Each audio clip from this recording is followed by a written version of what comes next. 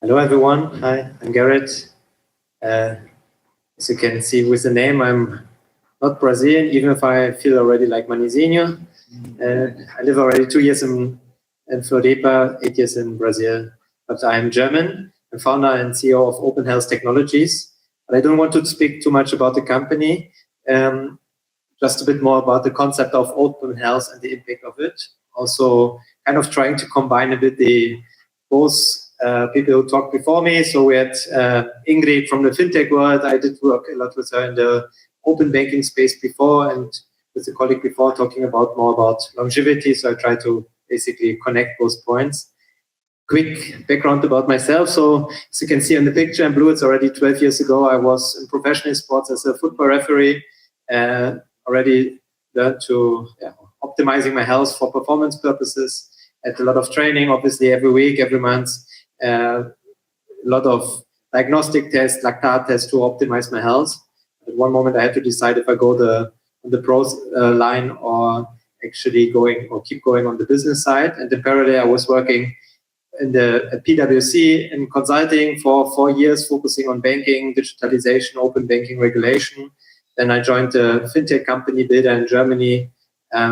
We built up 16 different fintech startups, mainly in the B2B space. One of it is Solaris Bank, basically an infrastructure for regulated licenses or banks. And we also actually did a lot in open banking.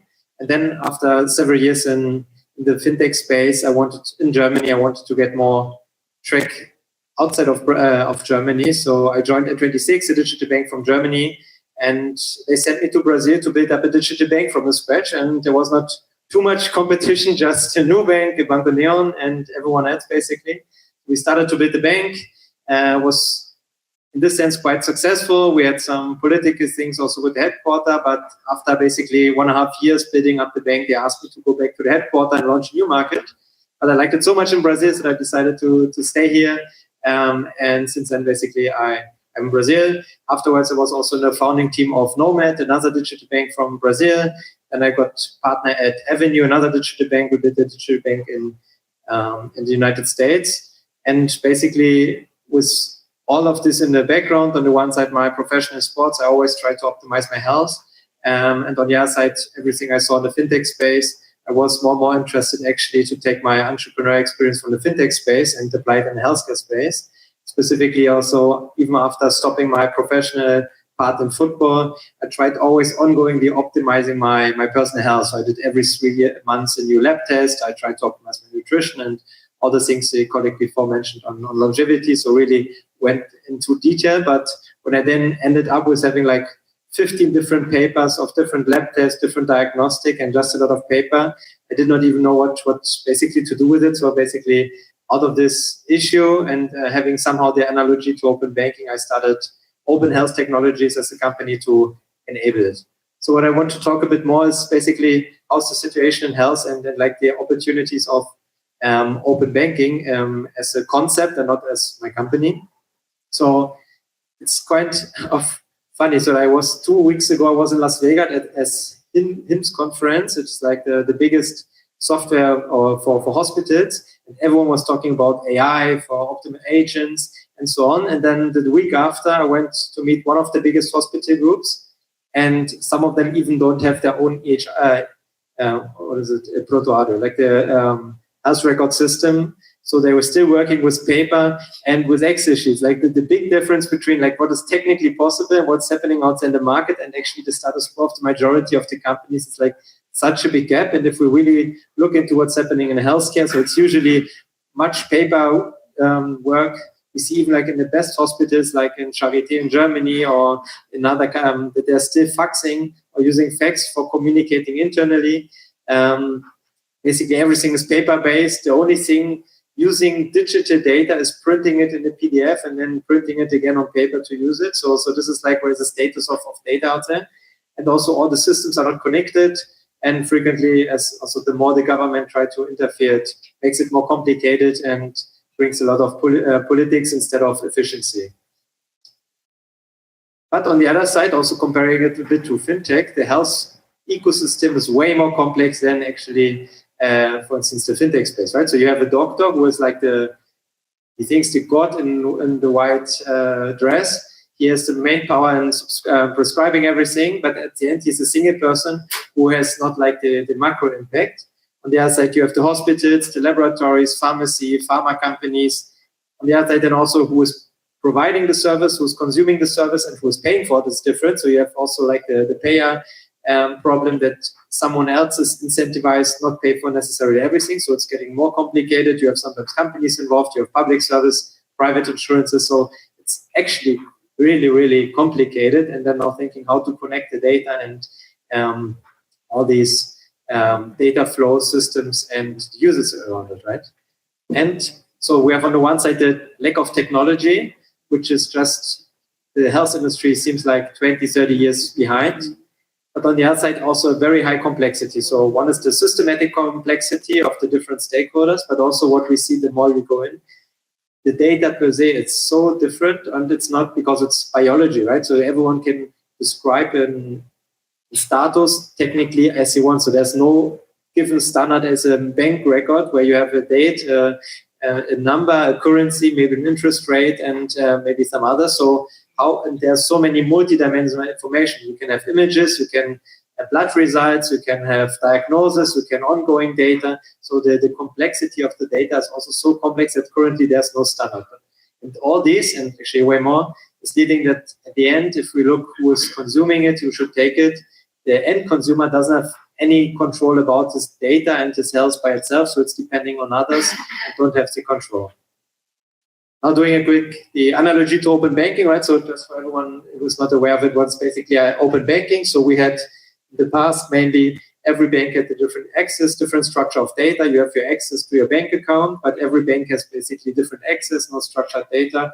And if you want to work with data from different banks, it's very, very complicated. So therefore was the open banking regulation, and also even independent of the regulation, the movement of building like a standard to harmonize it. So if you're a fintech and want to connect to different data, so there's one standard to harmonize, structures the data and brings it all together. But also on the other side, as a patient, there are more and more apps where you can basically connect different bank accounts to have everything in one central place. And banking was already complicated, but also as Ingrid mentioned, it is quite advanced here in Brazil, also internationally, like with PSD2, you have it in Europe, also in the US with Stripe and other companies. So that's more and more activity.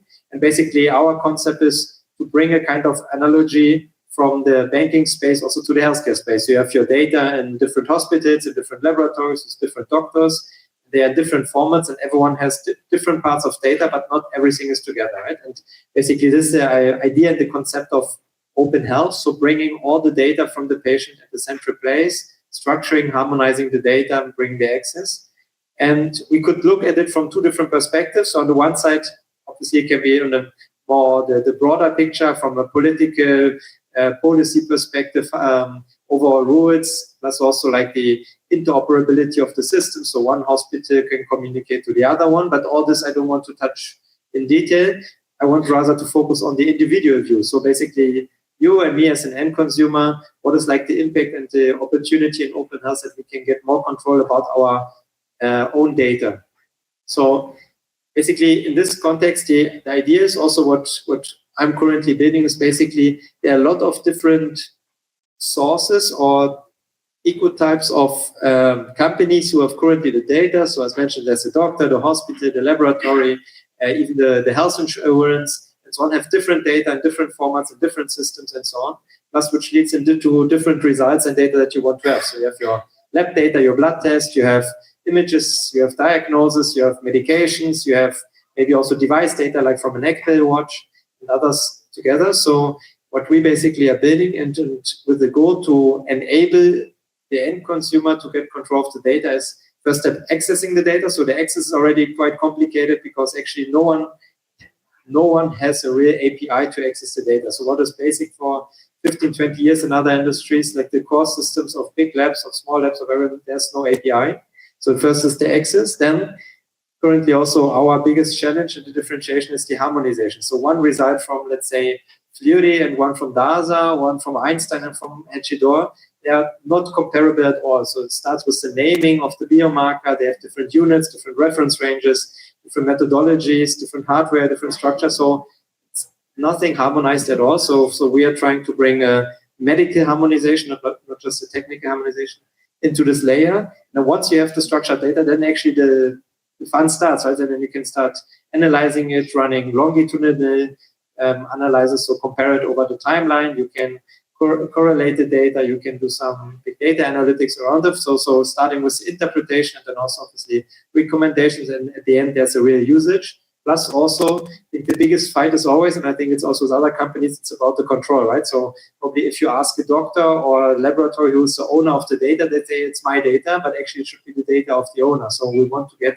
the control also back to whom is actually the real owner of the data. So it's you. So you should have the control of the data, who can access it, with whom do you want to share it, what do you want to share, for how long, and so on. So basically bringing back the control to the data, so being your own pilot on navigating your health. And if you go the crazy Brian Johnson way in longevity, or you're just trying to have a happy life and avoid the big things, it's up to you, but you should have the control, the understanding of your life, right? And maybe finalizing here quickly, so what we are currently building as a company, so we are full B2B focused, so we enable governments, insurances, hospitals, and so on, but the core product is actually kind of health wallet, where you have all your medical data at a central place.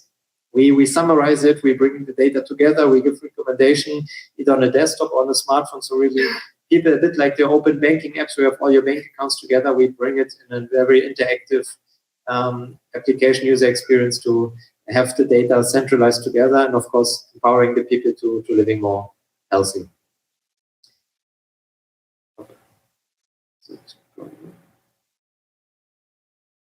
Is not working.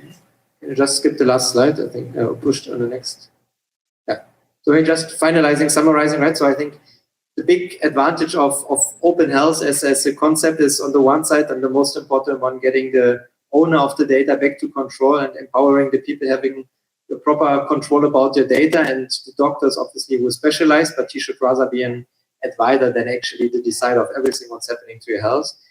Then, of course, all this data together is actually the most powerful basis for more personalized and data-driven decisions. So not just statistic standards, but really using this data for personalized treatment and empowering the longevity and living more healthy.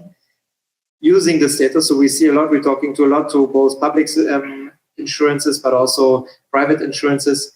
They have so much data, but they don't use it, which leads so much to increased costs. So there are more tests done repetitively because they don't have the former data. They always start from zero and not from the base that you have. So we see there's a lot of space from a government, but also from a private perspective, to actually reduce costs with using the data that's already out there. Plus also, similar to open banking, there's the chance to enable other players. So no one has to build everything from the scratch. So also providing the infrastructure access to it, there we can build new apps on top of it, new solutions, new AI. Also now with vibe coding is way more easier. So having a platform with providing this infrastructure, this data, to empower also other companies to build actually on top of it, to even develop more nice solutions on top. And also looking from a global perspective to make it more decentralized, to make it more flexible in terms of usage. So if I move from Germany to Brazil, I can take all my data together. If I go to the US and so on, so also making it independent from system providers, from even governments, and from different companies, to have it all together under the control of the person. Thanks a lot, and looking forward to talk to you later. Awesome. We have time for a few questions. Raise your hand, everybody at once. There you go, Ugo.